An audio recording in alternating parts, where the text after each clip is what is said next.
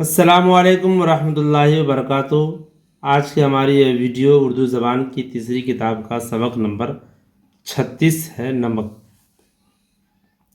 کھانے میں نمک نہ ہو تو کیسا پھیکا اور بے مزہ معلوم ہوتا ہے، مگر نمک کے استعمال سے صرف یہی منفعت نہیں کہ وہ ہماری خوراک کو مزیدار بنا دیتا ہے، بلکہ بڑا فائدہ یہ ہے کہ وہ غذا کو ہضم کرتا ہے۔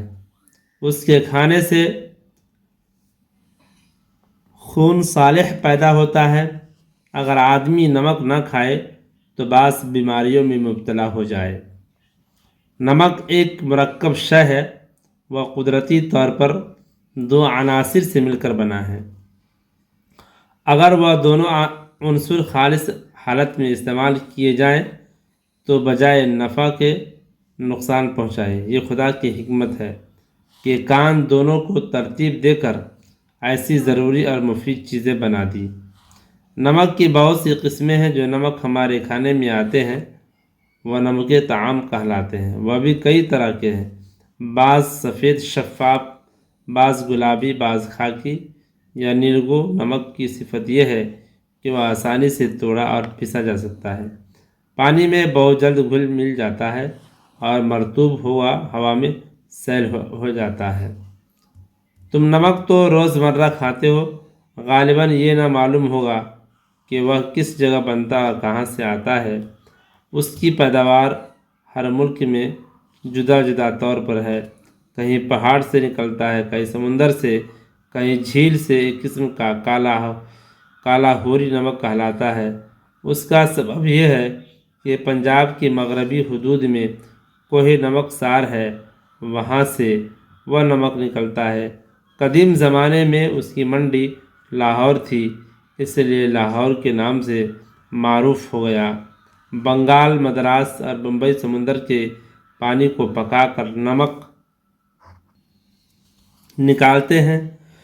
ہمارے ملک میں جو نمک زیادہ تر کھایا جاتا ہے وہ راجپوتانے کی سانبھر جھیل سے آتا ہے اور اسی لیے سانبھر کہلاتا ہے۔ یہ جھیل جودھپور کی سرحد میں واقع ہے۔ 2 میل لمبی اور قریب 5 میل کی چوڑی ہے۔ پانی اس کا نہایت شور ہے۔ جھیل کے کنارے کیاریاں بنا کر پانی سے لبریز کر دیتے ہیں۔ کچھ عرصے میں پانی تو خاک کے اندر جذب ہو جاتا ہے اور نمک کی تہ جم کر رہ جاتی ہے۔ جہاں اس کو کھود کر کنارے پر ڈالا اور پانی چھڑکا، صاف ستھرا لون نکل آتا ہے۔ ہر سال لاکھوں روپے کا نمک تاجروں کے ہاتھ فروخت ہوتا ہے اور گرد و نواح اضلاع کو لدا چلا جاتا ہے۔ محصول اس کا سرکاری خزانے میں داخل ہوتا ہے۔ اس زمانے میں تجارت کی آسانی کے لیے جھیل کے کنارے تک ریل بنا دی گئی ہے۔ اس کے علاوہ اور بھی چھوٹی چھوٹی جھیلیں اور کنویں ہندوستان میں ہیں جن کے پانی سے نمک نکالا جاتا ہے۔